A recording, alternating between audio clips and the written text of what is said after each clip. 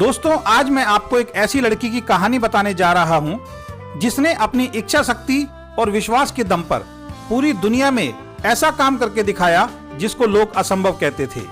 ये कहानी उन सभी लोगों के लिए प्रेरणादायक है जो जीवन में जरा सी दिक्कत आते ही हार मान जाते हैं। दोस्तों, सन 1939 में अमेरिका में एक बहुत ही गरीब परिवार में एक लड़की का जन्म हुआ। उस लड़की की मां लोगों के घर में नौकरानी का काम करती थी और उसके पिता कुली का काम करते थे। जब वो लड़की 4 साल की हुई तो उसके माता पिता को पता चला कि उनकी लड़की को पोलियो है। डॉक्टरों को दिखाने पर पता चला कि वो लड़की अब जीवन भर अपने पैरों पर नहीं चल पाएगी, उसको चलने के लिए भी ब्रेस पहनने पड़ेंगे। उस लड़की के माता पिता के ऊपर तो जैसे पहाड़ सा टूट गया। धीरे धीरे समय बीतता गया। एक दिन उस बच्ची ने अपने स्कूल में बच्चों को एक दौड़ में हिस्सा लेते हुए देखा। उनको देखकर उसका भी मन हुआ कि वो भी दौड़ना चाहती है, लेकिन उसको पता था कि वो तो सही से चल भी नहीं पाती है। वो उदास हो गई। जब वो उदास होकर अपने घर गई तो उसकी मां ने उससे उसकी उदासी का कारण पूछा। तब उस लड़की ने अपनी मां को बोला कि मां, जब मैं बच्चों को दौड़ते हुए देखती हूं तो मेरा भी मन दौड़ने को करता है।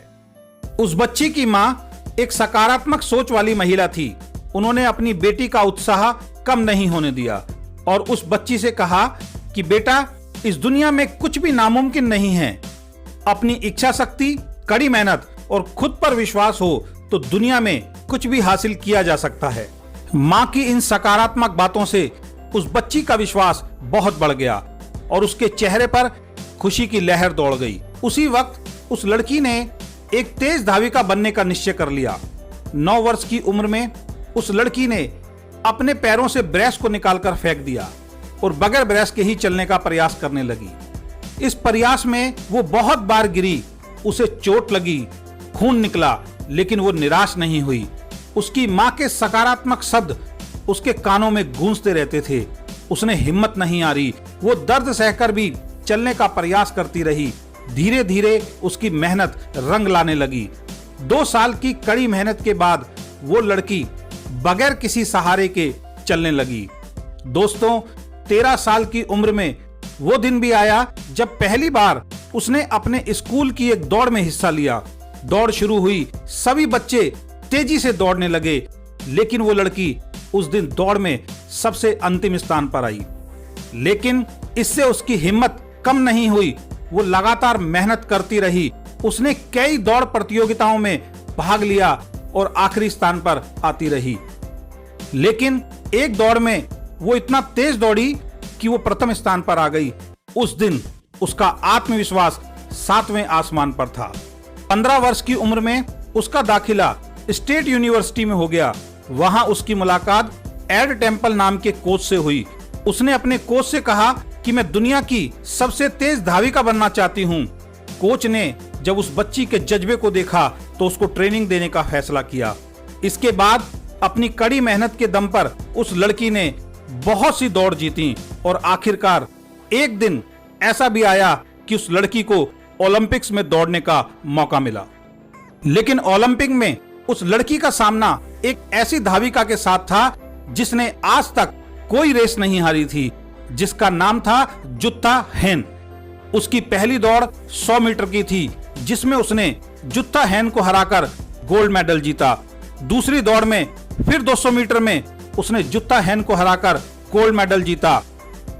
इसके बाद 400 मीटर की रिले दौड़ शुरू हुई, जिसमें सबसे तेज दौड़ने वाला एथलीट आखिरी स्थान पर दौड़ता है। आखिरी दौड़ शुरू हुई। पहले तीनों एथलीट्स ने आसानी से अपने बैटन बदल दिए, पर जब उस लड़की का नंबर आया उसके हाथ से बैटन छूट गई। तभी उसने देखा जुत्ता हेन बहुत तेजी से दौड़ कर आ रही है।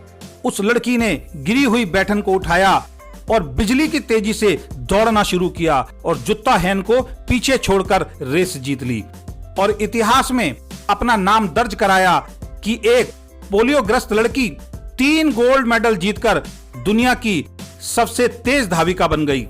दोस्तों, इस लड़की का नाम था विल्मा रुडोल्फ। दोस्तों, विल्मा रुडोल्फ ने अपनी जिंदगी के हर पल से संघर्ष करते हुए कामयाबी हासिल की और पूरी दुनिया के लिए प्रेरणा बनी और साबित कर दिया कि दुनिया में कुछ भी नामुमकिन नहीं है। इसलिए दोस्तों, अगर आपके जीवन में भी चुनौतियां आ रही हैं तो घबराओ मत, खुद पर भरोसा रखो, सही दिशा में ईमानदारी से मेहनत करते रहो, आपको भी एक दिन सफलता जरूर मिलेगी। अगर आपको मेरा ये ऑडियो वीडियो पसंद आया तो आप इसको ज्यादा से ज्यादा शेयर कीजिए और ऐसी ही बहुत सी प्रेरणादायक कहानी और विचारों को प्राप्त करने के लिए अभी मेरा YouTube चैनल सब्सक्राइब कीजिए। धन्यवाद।